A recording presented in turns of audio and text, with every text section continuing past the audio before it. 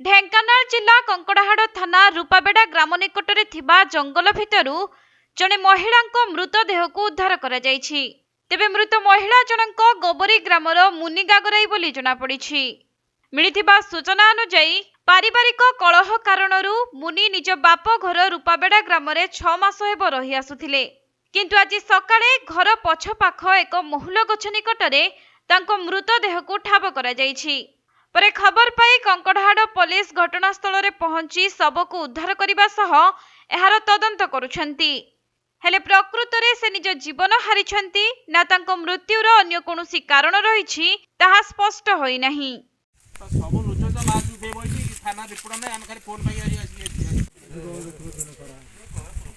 काम दमो नै कि आगड भी